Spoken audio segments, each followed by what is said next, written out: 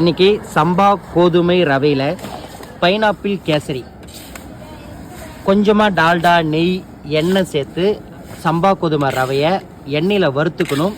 அது கூடவே அந்த காஞ்ச திராட்சை முந்திரி சேர்த்து வறுத்து 1 ஜக்கு கோதுமைக்கு 2 ஜக்கு தண்ணி, 1 ஜக்கு கோதுமைக்கு 2 ஜக்கு சர்க்கரை.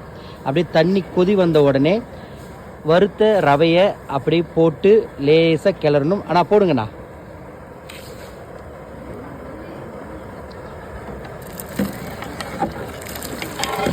ரவையை வறுக்காமல் நீங்கள் இந்த மாதிரி தண்ணியில் சேர்த்தா உங்களுக்கு கெட்டி கெட்டியாக உருண்டையாக வேகாமல் கிடைக்கும். இந்த மாதிரி ரவையை எண்ணெயில் நெய்யில் வறுத்து தண்ணியில் சேர்க்கும் போது உங்களுக்கு நல்ல ஒரு சாஃப்டாக அந்த மாதிரி கெட்டி இல்லாமல் கிடைக்கும். எல்லோரும் ரவையில் செய்வாங்க.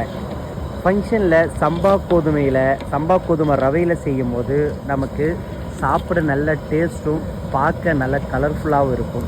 கலர் பவுட்ரு தேவைன்னா நீங்கள் சேர்த்துக்கலாம். இந்த தண்ணியும் அந்த சம்பா கோதுமை ரவையும் ஒன்றா சேர அப்படியே அனல் பதத்தை கொஞ்சமாக குறைச்சிக்கிட்டே இருக்கணும். அப்போ தான் தீச்சலே இல்லாமல் ஒரே சமமாக நமக்கு வெந்து அப்படியே பூத்து உதிரியாக கிடைக்கும். உங்களுக்கு கடைசியாக அள்ளி காமிக்கிறோம் பாருங்கள். எல்லா பக்கமும் கிளறிக்கிட்டே இருக்கணும். அப்படியே குழப்பாக நமக்கு தண்ணி இழுத்து கெட்டியான தன்மை கிடைச்சிக்கிட்டே இருக்கும். கண்டிப்பாக அனலை குறைச்சிக்கிட்டே இருக்கணும். சம்பா கோதுமை ரவை ஒரு தானிய வகை, உடம்புக்கு அவ்வளோ நல்லது, நல்ல வாசனையாகவும் இருக்கும். இந்த மாதிரி 2 ஒன்றா சேர டைமில் நெய் 1/2 லிட்டர் ஊற்றினா உங்களுக்கு நல்ல ஒரு வாசனையும் அந்த வழவழப்பு தன்மையும் கிடைக்கும். தண்ணியும் ரவையும் ஒன்றா சேர்ந்து தளன்னு கெட்டி பாத்தில் இருக்கும்போது சர்க்கரை சேர்க்கணும். முன்னாடியே சர்க்கரையை சேர்க்கக்கூடாது. ரவையும் தண்ணியும் ஒன்றா சேர்ந்து நல்லா கெட்டி பதத்துக்கு வந்துருச்சு. இப்போது சர்க்கரை சேர்த்துக்கலாம்.